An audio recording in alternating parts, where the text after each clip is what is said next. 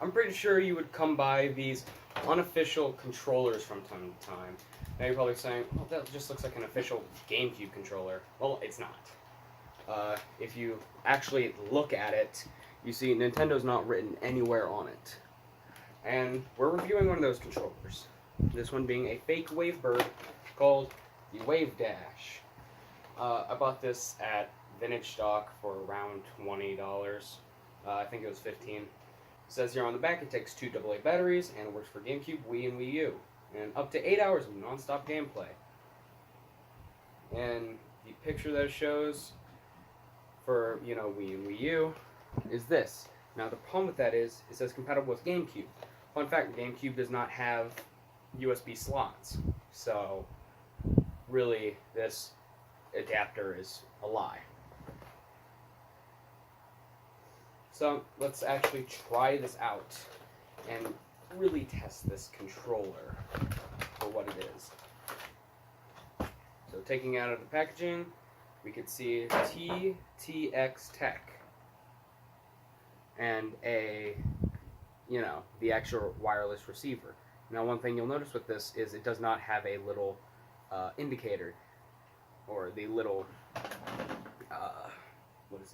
wheel thing that's on it, so you can switch it. So I'm guessing what it actually does is it's Bluetooth. That's what I'm guessing. I'm guessing that this is Bluetooth instead of the radio frequencies that the actual Wavebird is. And looking at the controller, it's decent. The stick feels incredibly stiff. Like I actually have to put some pressure to move it. C-stick feels fine. And one thing I noticed, it doesn't click. Yeah.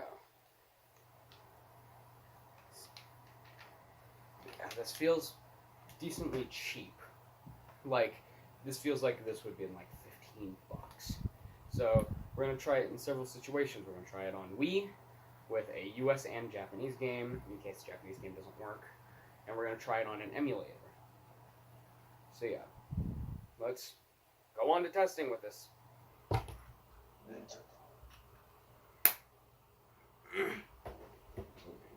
Now switching the controller on shows us a little red light. And it looks like it's working, I can do stuff. And the D-pad seems like it works. So let's try going into the game itself. Let's just choose Hidden Mansion. Alright, now, moment of truth.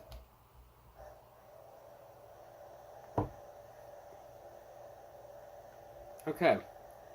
First issue. Luigi will not stop using his vacuum. Seems like every button works. Yeah. It's just the right stick that's not, and Luigi will not stop vacuuming. Okay. Cool. This is an issue with a game like this because of this. That and you can't catch ghosts. So, okay, cool. We already found our first issue. I can't even play the game. Okay, because the right stick will not stop vacuuming. Alright, well, that was a nice test. Let's try a different game. Maybe it's because this game is, Japanese.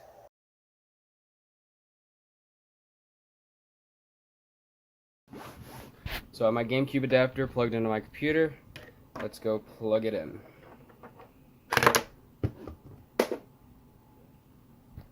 Woo, it's magically plugged in. And as you can see in this footage of me trying out on an emulator, it's not just the R button, it's both L and R. It's just in Luigi's Mansion, the vacuum overpowers the blower.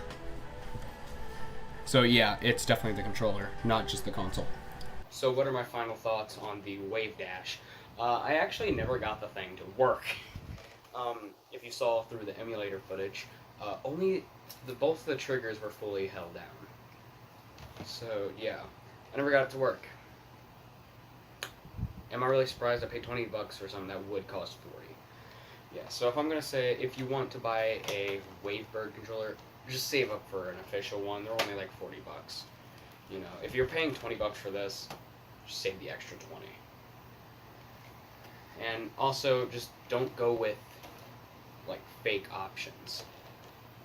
Like I only bought this because one, it was cheap, and two, I wanted to replace this controller, my wired one, because it drifts.